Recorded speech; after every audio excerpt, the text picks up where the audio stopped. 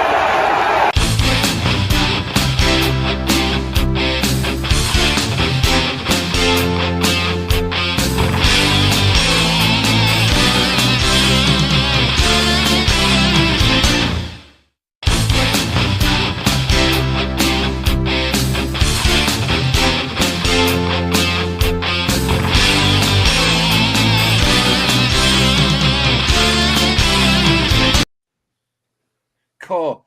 I've got to have a word with Dan about that. It just seems to abruptly stop that. But anyway, hopefully we've got a full house. Nigel, have we sorted out your technical issues? So, yeah.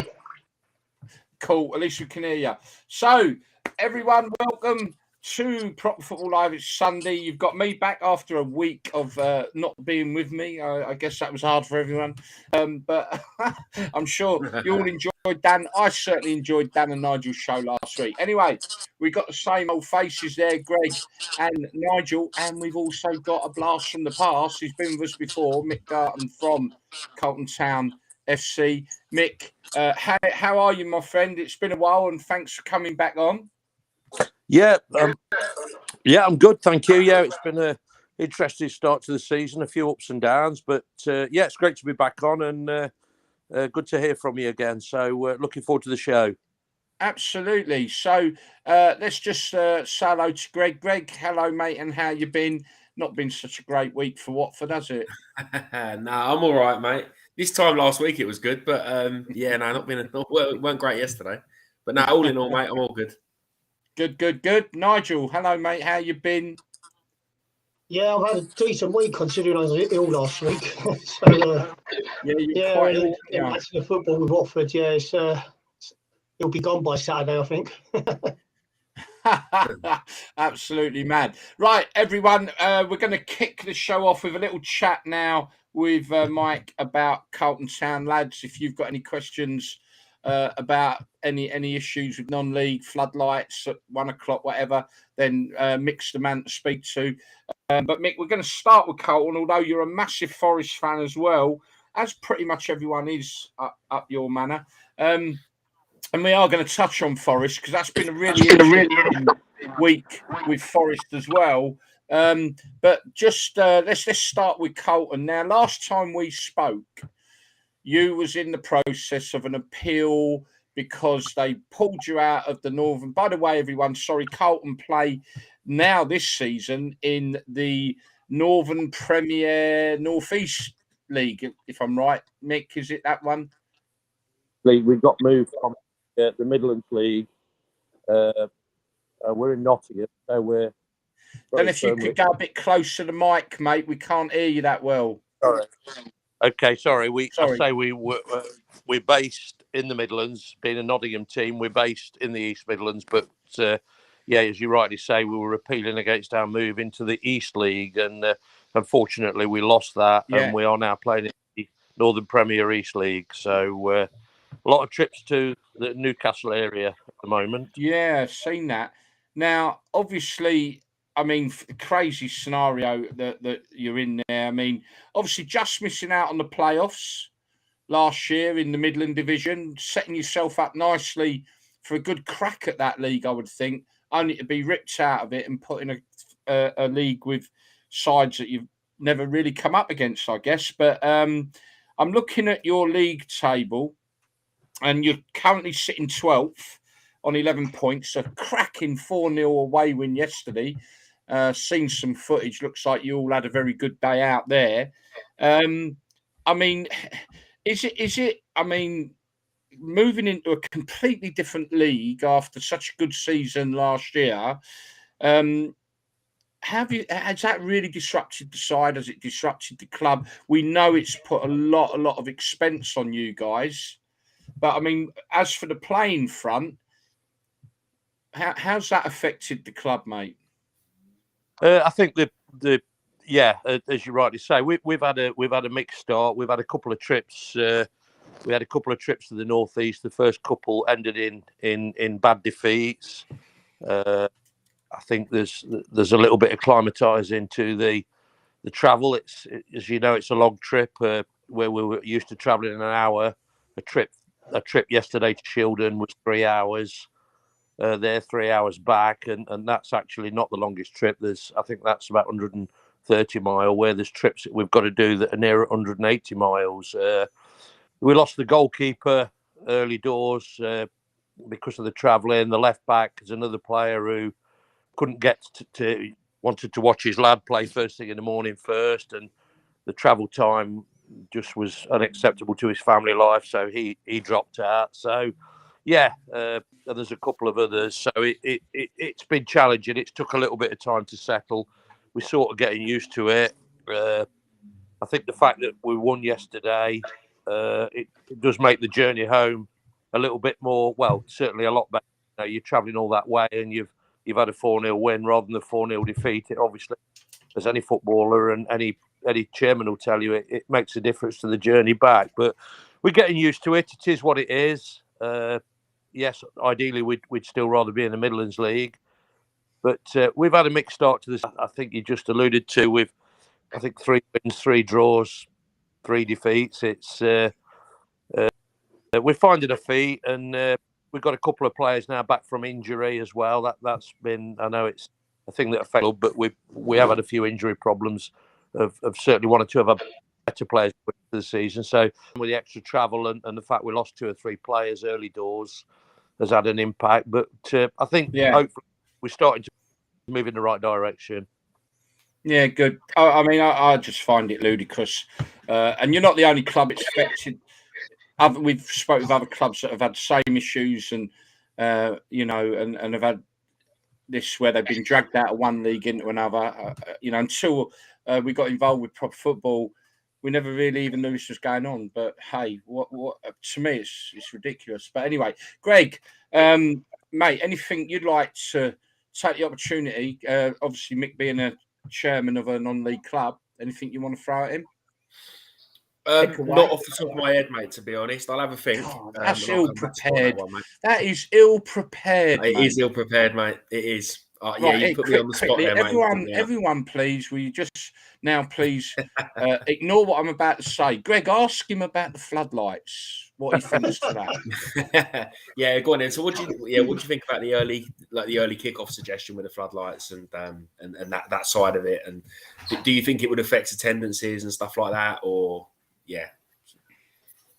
I mean, look, from Carlton's point of view, moment we're still so we've not been impacted yet. But speaking from a business perspective, where we have been impacted with my company, the increases that we've faced are horrendous. Now, I'm still trying to observe actually what the government are doing. We've not details on that yet. I think the football clubs are starting to be affected. Obviously, I noticed Mansfield Town had the game the other day, and 1 or 2 teams have alluded to the fact.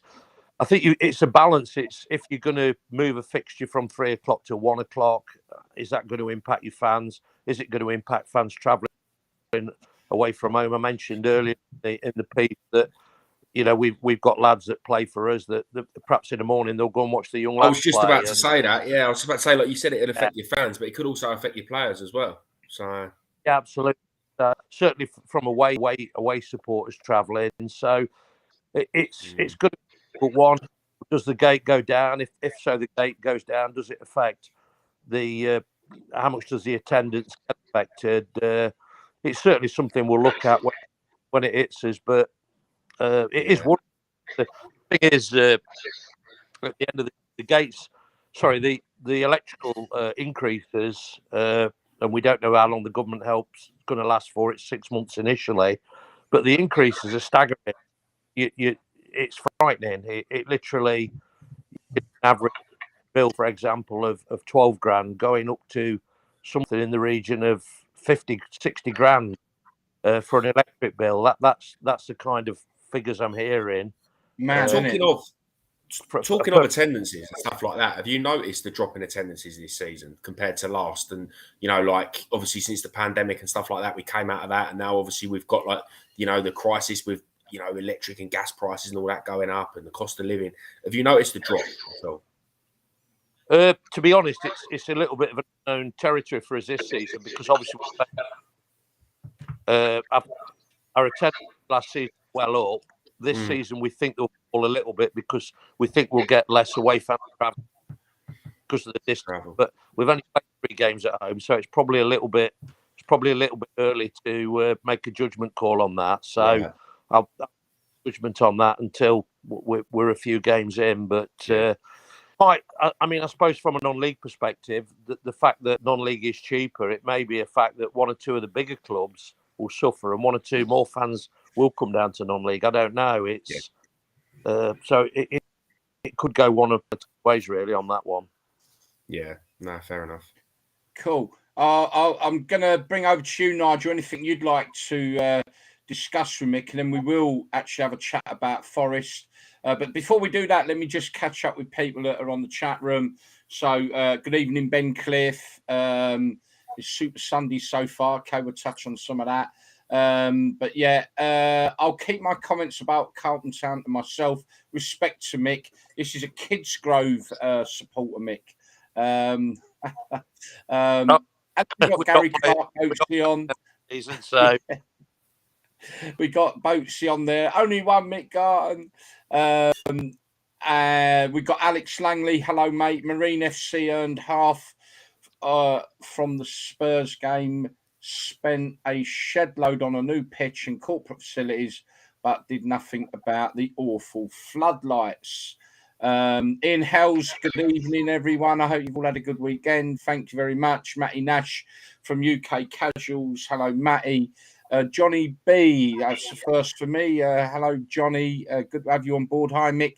The FA does not care about the clubs and the financial side of things. It's a business. Mick, I'm sure you would agree with that. Good evening, lads, from Ben Higgins.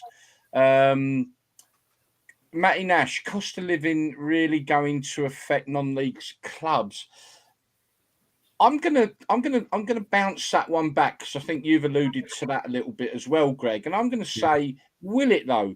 Because it is an awful lot cheaper to go and watch a local non-league club than it is one of the big boys or even Championship League One.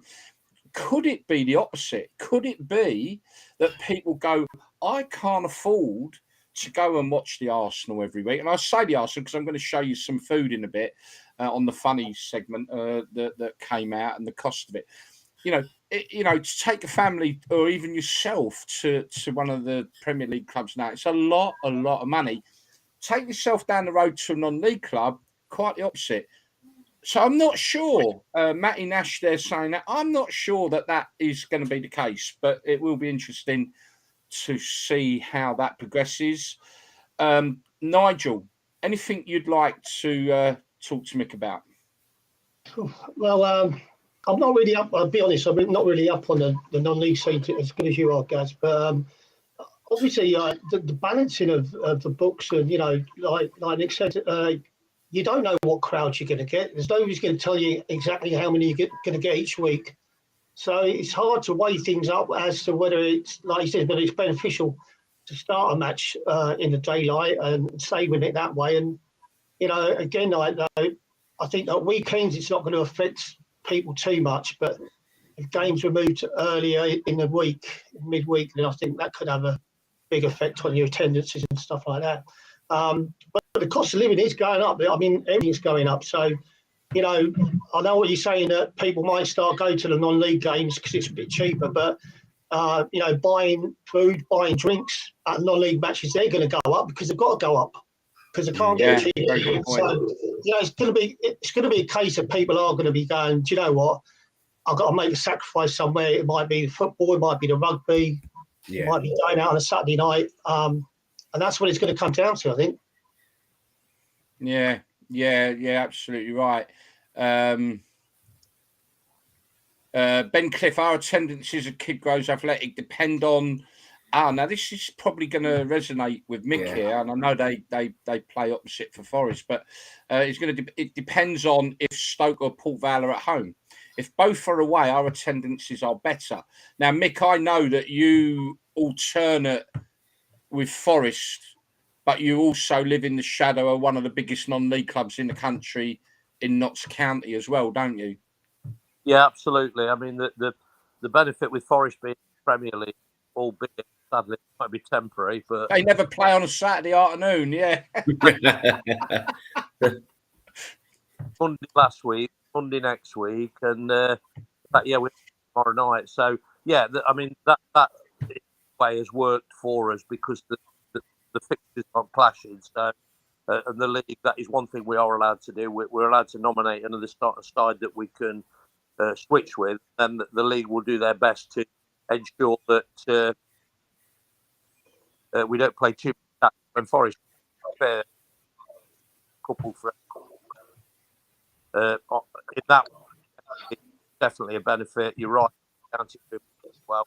We do tend to get more Forest Carlton than Notts County, but we do get a few Notts as well. It definitely makes the difference. And I think, like I said, I'm hopeful, like what you said, that at the end of the day, we may be in a scenario where people will come to Notts cheaper. But you got the added thing and all that. Do at Carlton is we don't know what the expense is. It's a bit of an unknown. Got quotes on coaches, that type of thing. Last month was golf day. November with the Christmas right at the end, we've got Mark Crossley coming down to do a speakers dinner, which we're selling tickets for. December we'll have a Christmas draw, which all the committee and the players and supporters will sell tickets. So what we try and do during the season, we try and do something every month, which brings a little bit of to supplement the partake and the attendance. Good thing with Carlton is one thing that happens is it's because it's non for profit. All the money goes back into the playing budget and the facility. So that gives us half a chance. But the biggest fear at the moment, you rightly said, cost of living, particularly the electric. It's a frightening one for a lot of non-league clubs, and wouldn't surprise if it causes one or two to go by the wall if the government help extend beyond the 6 months. I just apologise, people. We are experiencing a little bit of audio issue there, but I'm listening in one ear as well to what other people are hearing, and it's a bit broken, but still okay. But yeah, apologies if you're having a bit of an issue with the audio. Right, just quickly, David Lovegrove, parents going to watch their kids play football on Saturday morning could affect attendances at early kickoffs. Yeah, I think that's been raised, and I think we all agree there's a lot of kids football and players. I mean, we're talking about spectators. Mick's alluded to the fact that they've already lost players because of the crazy, ridiculous move that they are forced to make, where their travelling time is so much longer because of being moved into a league further away, that they've lost players over it, let alone the fact that could affect supporters as well, which it absolutely could. Johnny B. So Johnny B, he's been on with us before, actually. So that's Tommy's brother, Mick. Yeah, and he's just saying again, they've. By the way, Tommy is the joint manager at Carlton Town. Hello, Tommy, if you're watching as well. Have made it hard so much for the financially.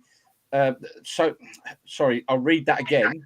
Have made it hard so much for the pyramid system which was set up. Not quite sure what you mean there, Johnny. Sorry. I'm guessing what you're saying is so much for the financial support the pyramid system supposed to be having, and maybe not. Ben Cliff, Mark Crossley's done a talk down at Kidsgrove on an AM evening. He's brilliant. Second best to the best, John Parkin. He's fantastic. Right, okay. Going to move along. We don't have forever to talk about it, unfortunately. One last thing I just want to say, Mick, that I've said on a number of shows. I do wonder whether the World Cup, now we will touch again on the controversy, because that's all it is about, the World Cup. It's not about football anymore. But anyway, what it does mean is all your top flight clubs won't be playing football for 6 weeks.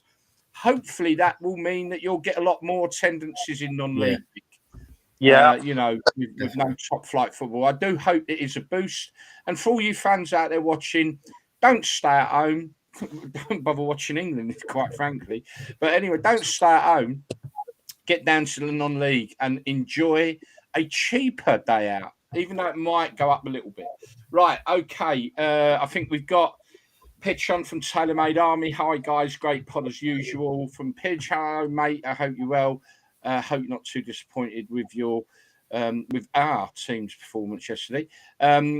Okay, we've also got Paul Merson down at Kidsgrove soon as well. So there's another club, non-league club, trying to bring something else to that factor. I've been to Carlton, so I know what they do and how they do it, and they try and make it an entertainment as well as the football. They have great speakers. It's great. Non-league football is great.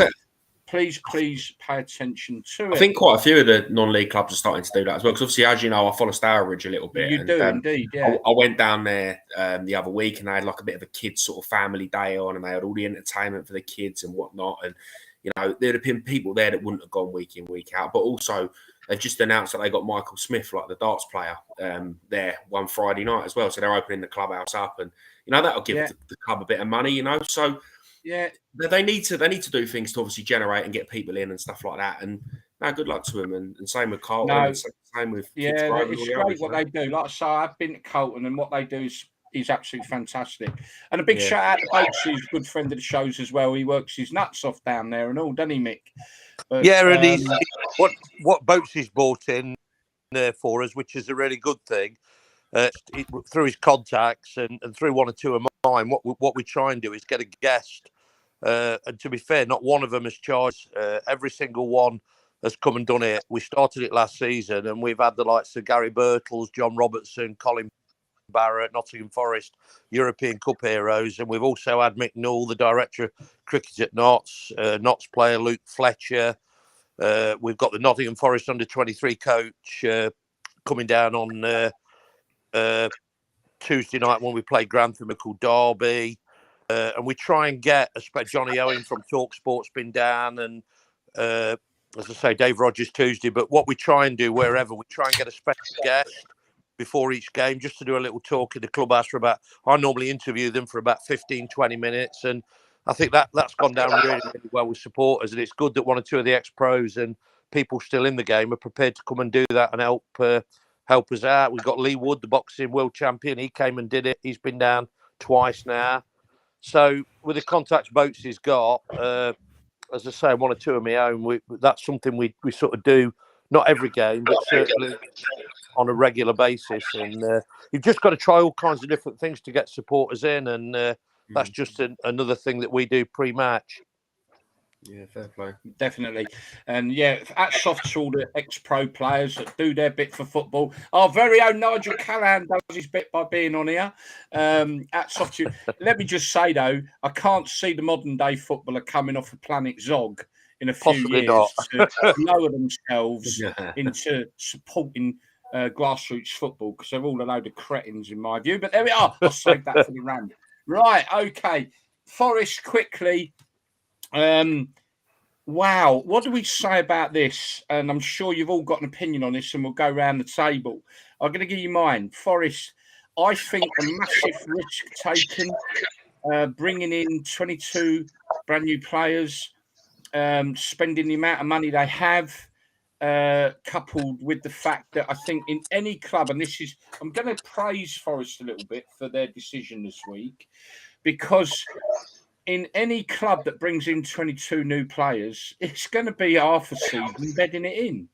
You're not going to get 22 new players to Forest are getting absolutely ridiculed, aren't they? They're getting rinsed for it. I mean, let's be honest. But I have to say, I've got to tip my hat to them standing by the manager this week. I think in light of what we see at our club at Watford, you know, it's obvious to everyone, and I know the Forest fans are 100% behind him. But you're never going to bet a big gamble, in my view, what they've done, and a gamble that could pay off, a gamble that could hurt Forest badly. But even in saying all that, we all know 22 players, it's unheard of. It really is. You know, you ain't going to get that side gelled for a while. And the fact they've stood beside that manager, I think is absolutely a breath of fresh air. I really do. And I just want to commend that. But like I say, I do believe it's a huge gamble. Greg, what's your opinion? Because we'll leave Mick to last, because Mick's a big Forest fan and can give a much better view. Well, outside looking in, obviously, not being a Forest fan, it's their owner just comes across as a bit of a loose cannon, to be honest. But I'd love to know how many of these transfers that they brought in the summer, Steve Cooper's actually said, yeah, you know, I want him or I need him or whatever, you know. A lot of probably similar to Watford, where a lot of the business gets done and the manager's probably not aware of who's coming in and who's not, you know, sort of thing. And that would probably be my first concern. You know, I do agree with you. I'm glad that they made the right decision in the end. And obviously, you know, Steve Cooper signed a new deal and they've sort of stuck by him and, you know, shown a bit of loyalty. I think that's not seen enough in football. So good on them for that. You know, there might have, on the flip side of that, there might have never, ever been a chance he was getting sacked. It might have just all been media talk. You know, we know how the media react and sort of jump on a bandwagon with something. So who knows? You know, it might have all been blown up out of nowhere. But now, good on him, and I hope he does well at Forest. I really do. I managed to turn it around. It's going to be a hard job because, like you say, 22, 23 players. It's a completely new team, and I do wonder deep down how Steve Cooper feels about it all. To be honest. Yeah. I'm sure Mick will have an opinion, but Nigel, what's the Forest situation? The situation this week where they've stood by their manager, where most other clubs have been in their managers every 5 minutes, or should we say every second at Watford? But but a few managers lost their jobs this week, and Forest has stood by theirs, and I believe absolutely rightly so. Yeah, I think they have done the right thing. I mean, I'm quite happy for Cooper to stay because Forest are bottom of the league, and I'm a Derby fan. So, yeah. So no, I think they've got to give him a chance. But at the same time, you know, it's going to get to a point where the board are going to be thinking we could go down here, and then we're in the financial shit, then, aren't we? And I think that's the hard part. It's all very well giving him time, but like I say, this is a business now. It ain't football. It ain't a football club. It's a business. And you know, if the ship's starting to sink, it may be that, you know, it's let's get somebody else in, because they have taken a massive gamble this year. I mean, we criticised Norwich in the past for going up and coming down, and they're quite happy getting the parachute payments.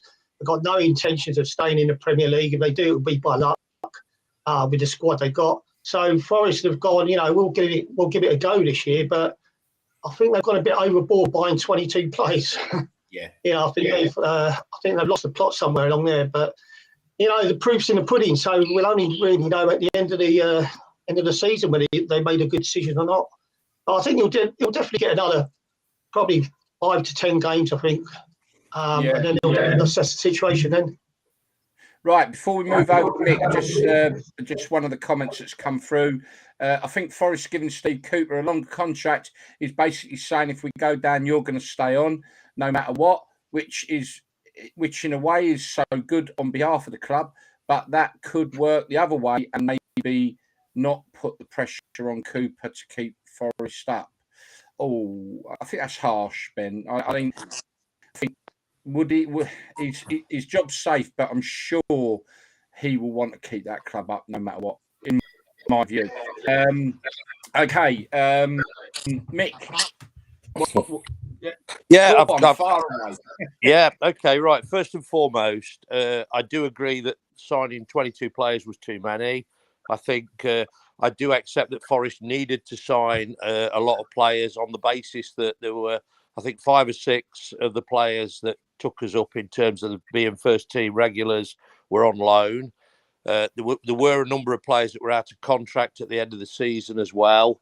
And there were 1 or 2 that were deemed who were probably squad players under Cooper last season that were deemed probably weren't going to be good enough for the Premier League. So there was certainly a need to bring in probably a large amount of players. Do I think 22 is too many? Yes, I do. I think the problem Cooper's got at the moment, he probably doesn't know his best side.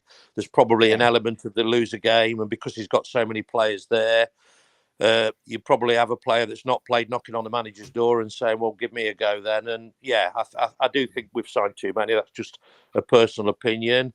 I do believe his job was in jeopardy this week on the basis that the journalist that tweeted that Benitez was being lined up was John Percy from the Telegraph. And most Forest fans will tell you that anything that John Percy tweets normally happens. So if there's a new signing coming to the club and John Percy tweets it, the signing normally follows within 24 hours. So I think he's got the ear of the club. So the fact that he tweeted that Benitez was being looked at, I would say was genuine and correct. I think what then happened, there was a massive backlash from the Forest fans. And at the end of the day, I think from having the supporters, and you can listen to the phone-ins on local radio and talk sport to know that the fans were massively behind Cooper. And I think if Cooper had been sacked and Benitez, for example, would have come in, would have gone from the fans. I think there's talk of in the 23rd minute, for example, on Monday, the fans all giving a minute's applause to Cooper, which was going to be a message to the board, please don't sack him. I don't know if that's still going ahead. Possibly it will.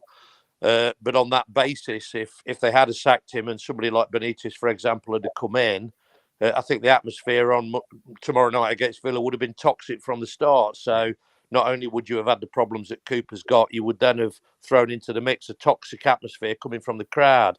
So I don't think that would have, and obviously he would have bought all his deputies and all his coaches with him, which would have been another massive financial hit to the club.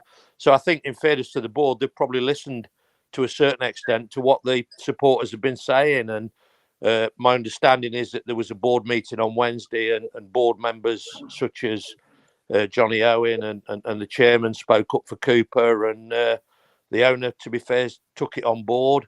I also agree if Forest keep getting stuffed every week, there'll probably come a point where things may change. But at the moment, I think the Forest fans are very firmly behind Cooper, and I certainly think that there's not many. I certainly have not heard. I've not certainly spoke to any Forest supporters, and I speak to quite a lot that want Cooper to be sacked. If anything, people were going on social media that probably wouldn't normally go on social media to offer their support and saying, look, we want this guy to stay. So there's a lot of things in the mix. The pressure is still very much on, but at the end of the day, I agree with the decision, and I know that the majority of Forest fans do, and yeah, it is difficult. And I think trying to integrate 22 players into a squad in a new division that's a massive step up is a hell of an ask. And how much time he'll get, I don't know, but I certainly am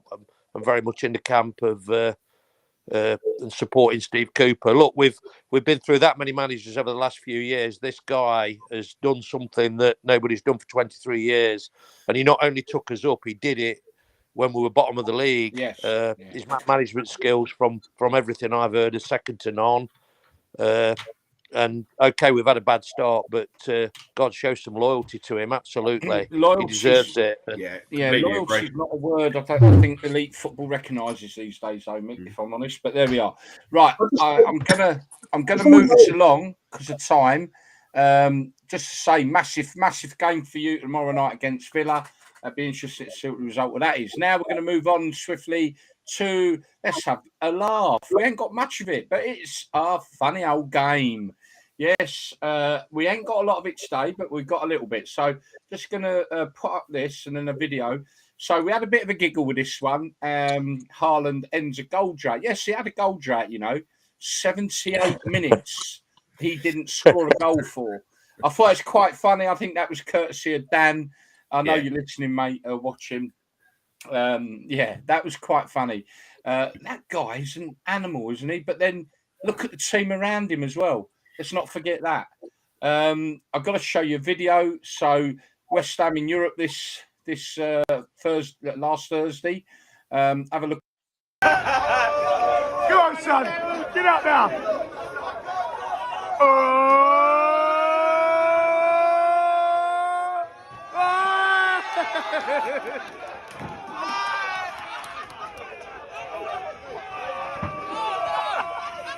Oh my God.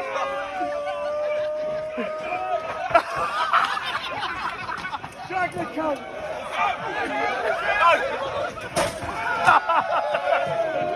Go. Get out now.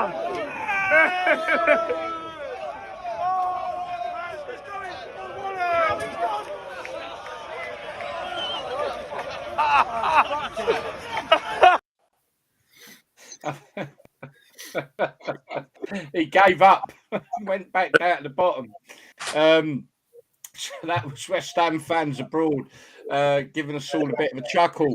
Like I said, we haven't got loads of funnies this week, but I'm going to just quickly chop into some of the food. Now, let's start with this one. So this is at Arsenal, £18. Now, a few things about this picture. You get a tray. There's a sign of things to come. I wonder if they're going to, you know, where they're going to have the safe standing. Maybe they're putting little drop-down tables for everybody. Remember, like, you know, the little drop-down table like you get on a train. Maybe that's the next stage for the Premier League, is it? So you can all have your three-course meal whilst at the seat. You know what I mean? Question, though, is that a beer? I thought that. So, why is it in view of the pitch? Yeah, I thought that. I thought it can't be. Don't know. Yeah. That is definitely a beer. There's something wrong. It looks like it's got. Does it not look like it's got ice in it though, or something? So I don't know. I'm not sure. Mate, yeah. Look at that, eh? Look at that little tray provided. Everything, eh? Well done, Arsenal. I thought you got a fault on there. Now, oh, let me get rid of that one. Now look at this one. Now this is Barnsley for a £5. How about that? That's the first one I put up and got to say, actually, that ain't a bad price. Yeah. I mean, when you see Mick, you've got to see some of the ones we've been putting up, mate. Oh, my God, mate. That is got to be the best food so far for a £5 compared to what we've been seeing in the past few weeks. So that's Barnsley for a £5.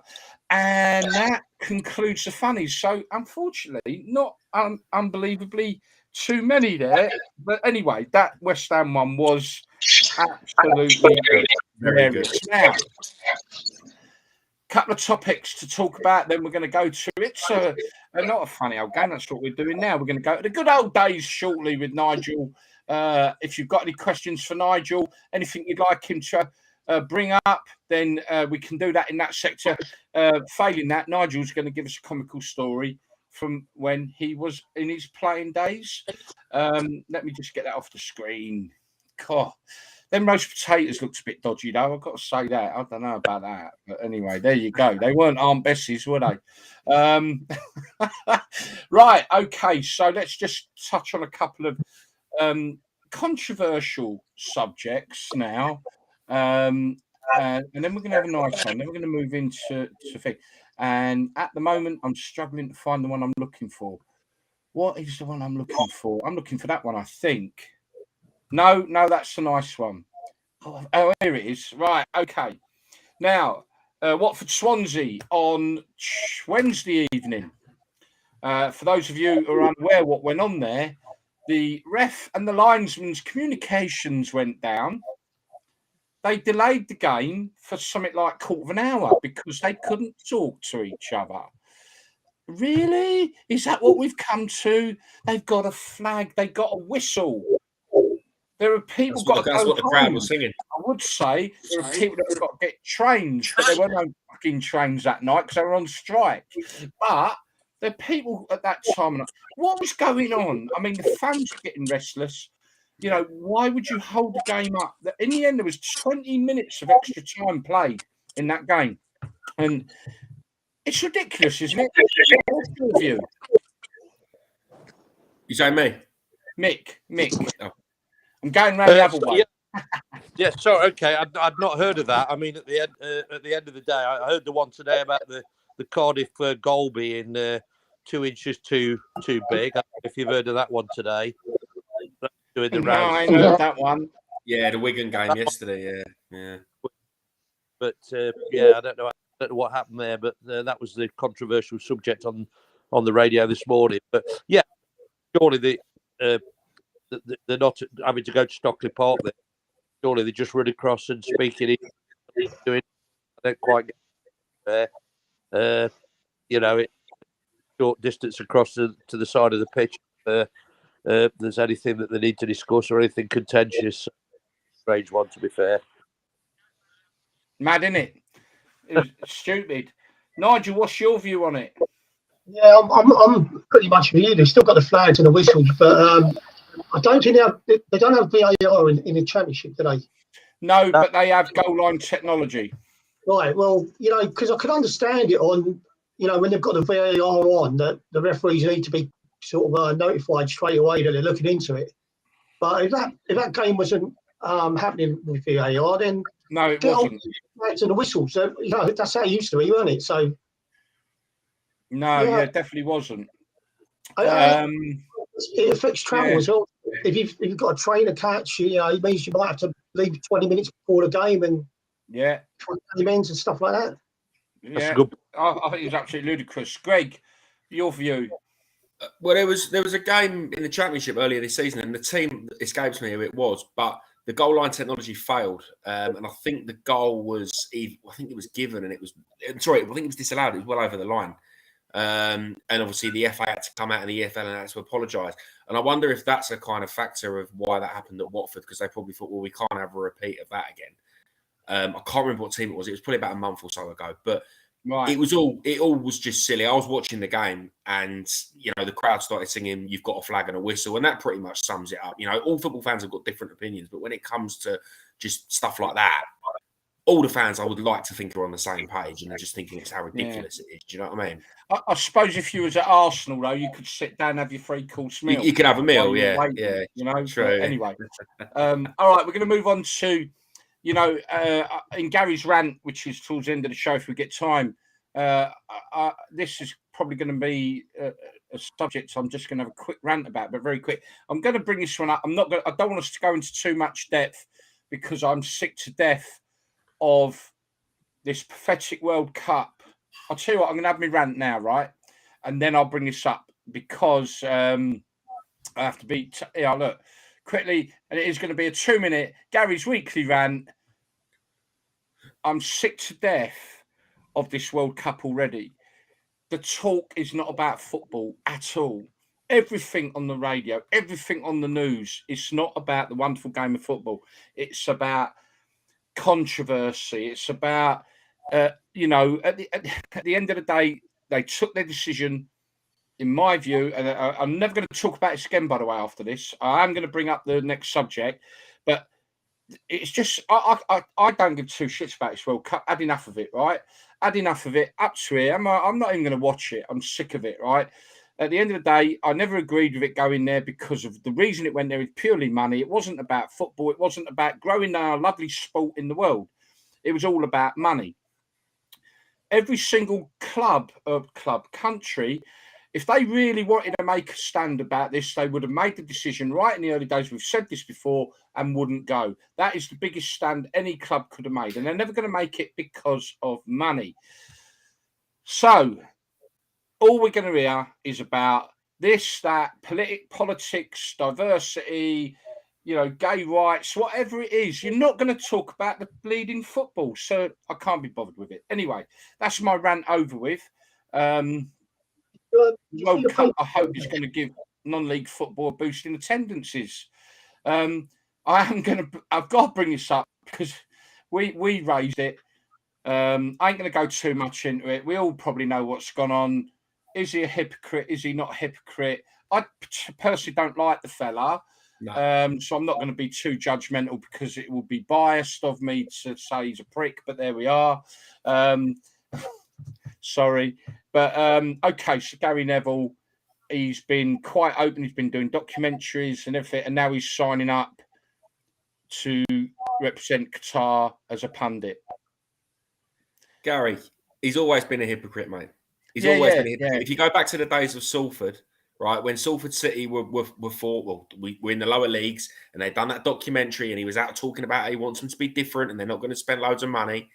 And then what's happened now? You know, they're spending all this money. They got that Chinese fella involved with them, people they brought in as well. All that. So that's one hypocrisy. Then you've got all the the spouting off about Qatar and fans need to do this and we need to do that and we this, that, and the other, and then bang, he signs up to work for the state broadcaster. Sorry, but mate, he must think that people are stupid.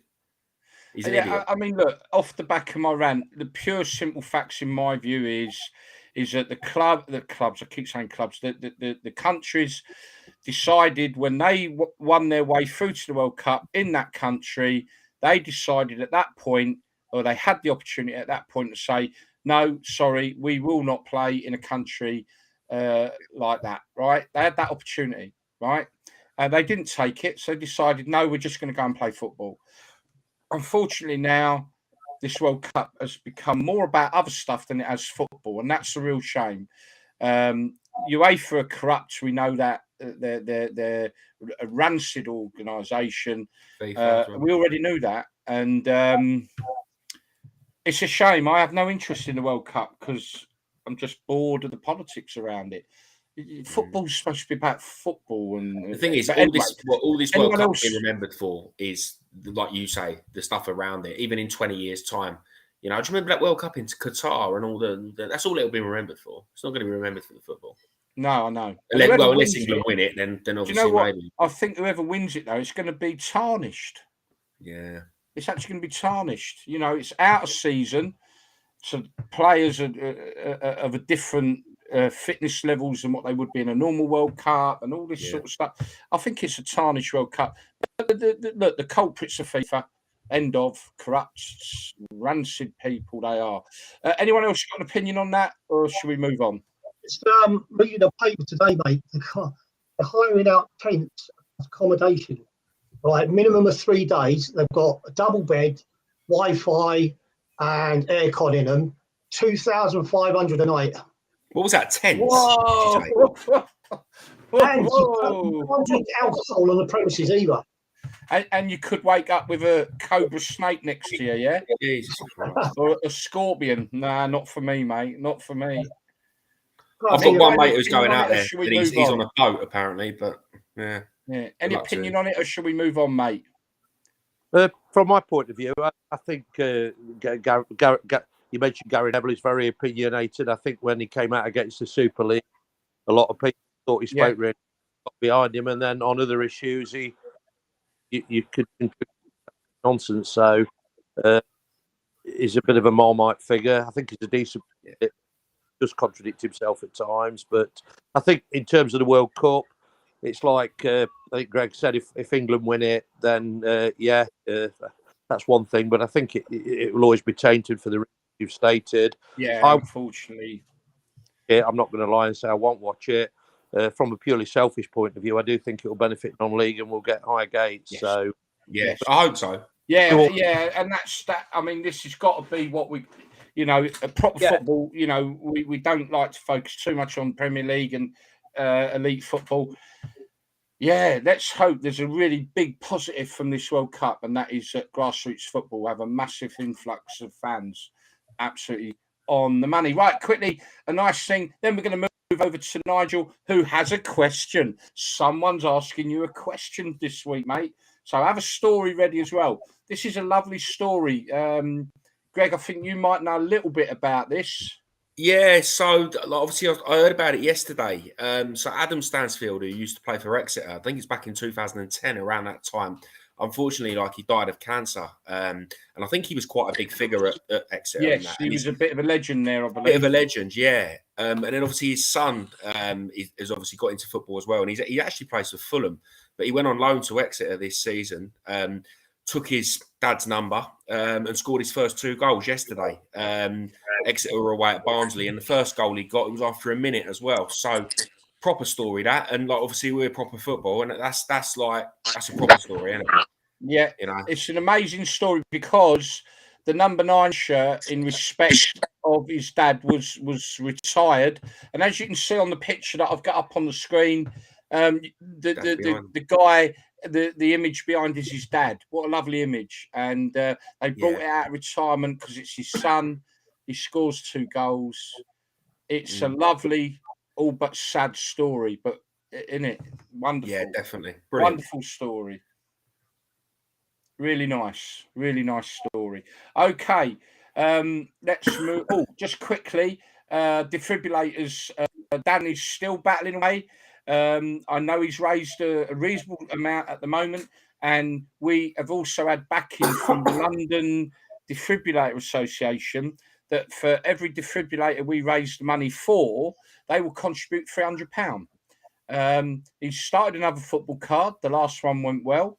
So if you would like one, you can contact us at, we can see along the bottom there, Proper Football. We've got different various methods of contact, but get involved at properfootball.co.uk is our email address, or you can contact via Facebook, whatever, Messenger.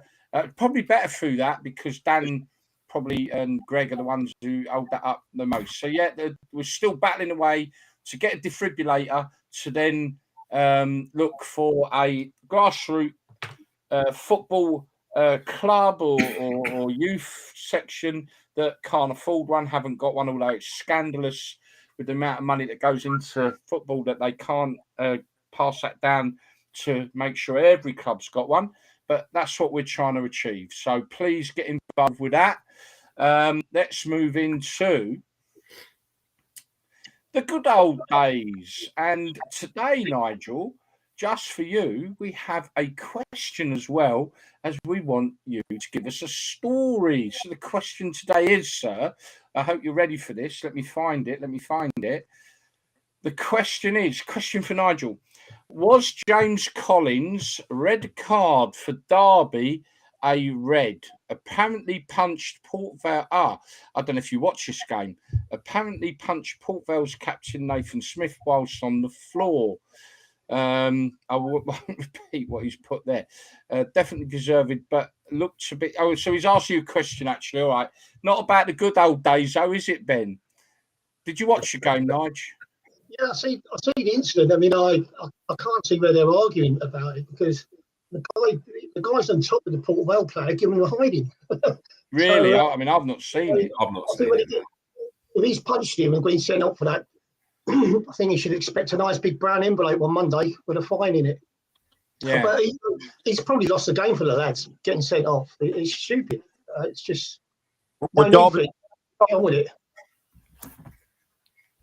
But getting on to the good old days, I'm going to make it quick because we seem to be running out of time. Yeah. I'm going to go back to my Derby days. When I went there, John Gregory was captain. And he said to me, he says, Canny, if the gaffer's brought you into the club and he's paid money for you play well for him and you'll never be out of the side. So we got to a point where I pulled my hamstring and I was out of the side for about 7 weeks. And Gary Micklewhite had come in and he'd done really well. And you're sitting in the stands thinking, I might not get in the side here. But after 7 weeks, he called me over. He says, right, I think you're fit enough now. So you'll play against Arsenal on Saturday. And he put me straight in. And that's what Arsenal was like. But we used to have Bobby Davidson and G up front for us. And they were penciled in every week. So we had a lad called Mark Lillis. You probably know Mark Lillis. And he was always on the subs bench. So this 1 week, Bobby Davidson, I think he was suspended for 1 game or something like that. So Lillis comes in and we're playing Huddersfield midweek. And we got the bars at Derby under baseball grounds, and he scored the winner with 10 minutes to go. And he's run up to bars and he's jumped on top of the bars and he's got his hands in the air going, yeah, like that. And the referee's come up to him and he's pulling his shirt. He says, get on, mate, I'm going to book you up. Get out or I'll book you. He went, fucking book me. I won't be in the side next week. And I was going, yeah. Referee, Brilliant. Well, you've got 7 days to pick out another one now in the old China. And we look forward to next week's edition of The Good Old Days. Well, you know what? We've not done bad. Actually. So let's just catch up on anyone in the chat room. Dan has said news has broke that Watford's chairman was attempting to sack the match officials after Wednesday's game. A lot of old school Pompey lads go to Porchester FC, going back to non-league football. Sonia, hello. Sonia's on. Good evening, all. See what else we've got. Sam Dukes, hello, sir. Evening, gents, from Sam. Let's have a look. Okay. All right. Now this just leaves me. I just want to quickly pop on this. This is our. We've been talking about it. Now we have a date for which we will go live, and I will just give you a little bit more detail about what we're on. This is Proper Football Radio. Let me tell you how it affects everything we're doing. I'm just going to give you now a quick video, which gives us, I think this is. This is Proper Football Radio, where music and football go hand in hand.